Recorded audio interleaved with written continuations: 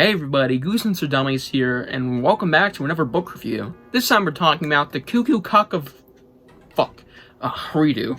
The Cuckoo Clock of Doom. My fucking bad. Hardy har har. Yeah, the Cuckoo Clock of Doom.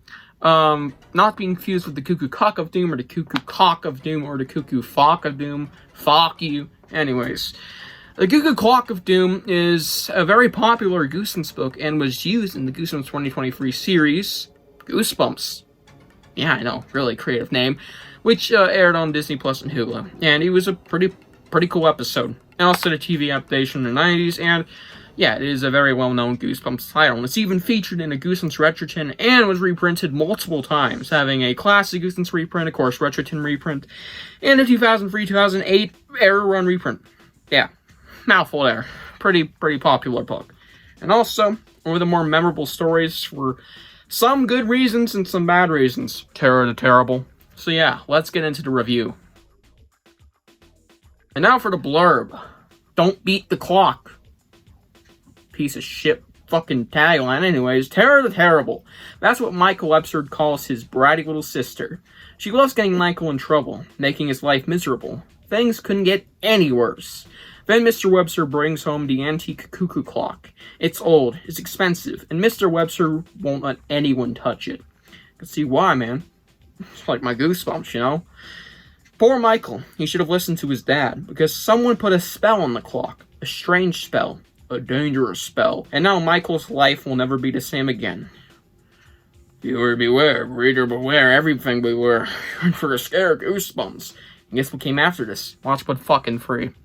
Yep. Anyways, The Cuckoo Clock of Doom is a really darn good book. I see why this one is so popular, and it is a timeless Goosebumps story. It is really fucking good, and it is terrifying. It's got some really creepy stuff in there, like the aging backwards stuff, which is what it's very well known for. It's not a spoiler. You fucking noticed by now, Goosebumps fans. Yeah, let's get into the upsides. So why do people rave about this book? Well, yeah, this book is really good, and one of the main reasons is because of the fucking Cuckoo Clock of Doom. Who would have thought? Yeah, the Cuckoo Clock of Doom is a great concept. It's basically a clock that allows you to time travel, but with a bit of a side effect. You're gonna die. Yeah, this character has a time limit. Not an exact time limit, he doesn't really know, but it is a fucking time limit for sure. He's in a very good not a good situation, a very nice and scary situation that we love to read about, where he has to maybe fix a certain aspect about the clock, that he fucked up. Whilst trying to do that, the days go by, and he's getting younger and younger. Sometimes by a year, or maybe by just a couple years, maybe even a couple months, or maybe just a day. Like at the beginning. So yeah, and it's usually his birthday, too. So there's that. It's a nice birthday book, I guess there's that, so maybe I should have reviewed this in, like, July for Goosebumps' birthday, but who cares? Yeah, so it's a really nice concept. It's a great fucking story about a killer cuckoo clock, and I think the execution of this concept was really darn good. Michael is a fine protagonist. His parent characters are pretty good. Terror the Terrible, well, she is sort of a downside, because she was annoying in a non-good way.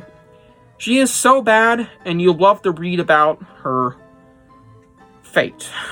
You'll love to read about her fate, y'all.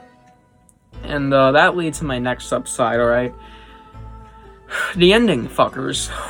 I love the ending of this book because of how unnecessarily dark it is. It isn't the darkest ending in all Goosebumps. It's not even top 10, but it has, one of the darkest implications ever. It may or may not be that this kid killed his little sister. Not in the way you think, not fucking bloody murder, but that looked weird. Basically, accidentally erased her from time murder. I fucking love that. I really think it's a good ending, and especially since Terror the Terrible, yeah, her name really lives up to what's in this book, man. She is fucking horrible. She is one of the worst characters in all of Goosebumps, in the fun way, sort of, most of the time in this book. She is kind of an issue. I don't like her all the time in this book, but we're focusing on upsides here. her fucking character is so bad that this ending is so good to read about, because you finally get to fucking kill off a horrible, horrible character in Goosebumps for once. I know she's just a little girl, but fuck her. I don't care. She's a fictional character too. It's fun. So yeah, this book is a really, really good story. It's got a nice defeat at the very end. The Cuckoo Clock is awesome. The characters are fine. And it's just a really, really fun time to read. But the book has some small issues. Like I kind of addressed, Cara the Terrible is kind of terrible to read about times. She's just not the greatest of characters. And some of that's just not really fun to read. There's also very interesting sequence. It kind of gave me flashbacks to Say Cheese and Die Again. Chapter 18's opening. If you don't know, you know, but to kind of give you a hint of what's that about, Michael Webster here, he may or may not be in his underwear when a girl's around.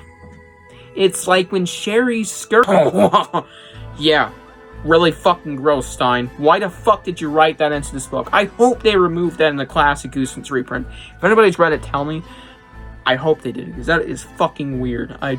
I mean, if they're adults and this is an adult novel, fine. Be in your underwear around this girl all you want. But they're a kid. It's just kind of fucking weird and uncomfortable to read about. I guess just Tara and adding to her terrible character and her terrible name. But, come on, man. It's just kind of gross. That issue aside, I'm not really removing many points, but it's like a point for each deduction for that fucking weird shit. The book sort of drags here and there, and it's even a little cheesy, because there may or may not be some weird stuff when we get into the really young ages. It's really weird, kind of cheesy when we get to the very later part of the book, but overall it's still fun, but it's just a little cheesy, and of course, like I said, drags a little. It takes a minute to get where it's trying to go with each day, because each day is like a segment in the book. Like, each day he's going to make a little bit of progress getting to that clock. Like, one day he almost gets down until the next day he gets there and he almost breaks down the fucking door to the Cuckoo Clock. The next day, well, you may or may not fucking get to the Cuckoo Clock. It's like that, alright? It drags a little bit when it's getting to that, but still a fun read nonetheless, and those aren't the biggest of issues. It's just, you know, it kind of piles up those 4 things I mentioned. So let's move on to my rating. And therefore by rating, 8 out of 10. Really, really good story. Fucking darn great at it. But, you know, it had some small issues that kind of piled up. I might move this up to an 8.5 after the video, but I'm going to keep it an 8 out of 10 for now, but in the future, when you see my Giga Can't Say the Second Word Goosebumps ranking, which will probably come out in like 2027, it's going to be a while. And it's when Stine dies, and that's coming out. I'm just saying, man. Oh. Yeah, it might move up in score. It probably will, to be honest. But for now, keeping it an 8 out of 10. It was a really, really darn good story. And I get the raveness. And it is iconic. Yeah. Highly recommend it. Even if I don't love it. And that's going to do it for this book review. Do you guys love this book? Like, 9 out of 10 or higher? Or do you guys dislike this book? Like, 5 out of 10 or below? And yeah, I'll see you guys in the next one. Bye.